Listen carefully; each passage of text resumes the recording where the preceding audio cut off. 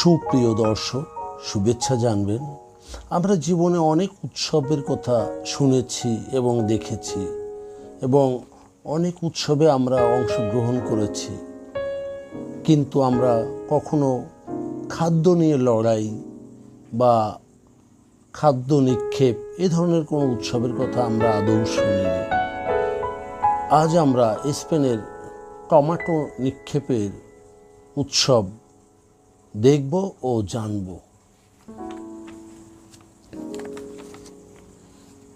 লা টমেটোনা উৎসবটির নাম বুনল, স্পেনের একটি শহরের নাম।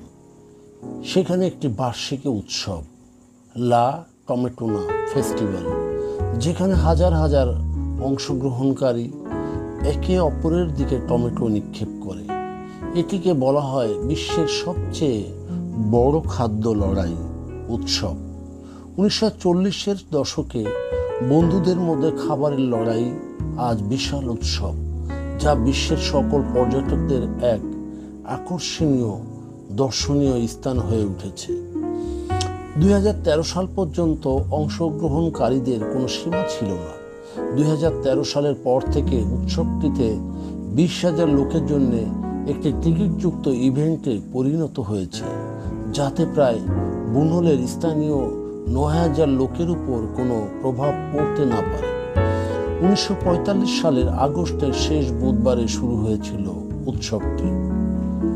তখন কিছু যুবক প্যারেডে অংশ নিতে চেয়েছিল।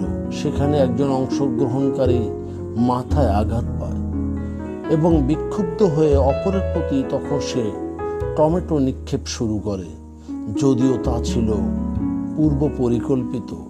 এরপর থেকেই আজ অবধি হাজার হাজার লোক টমেটো নিক্ষেপ উৎসবে বা খাদ্য লড়াইয়ের উৎসবে অংশগ্রহণ করে চলেছে।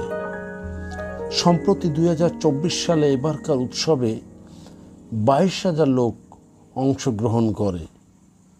প্রিয় দর্শক, আমাদের এই তথ্য প্রতিবেদনে যদি আপনি মুগ্ধ হন তাহলে লাইক ও শেয়ার দিন।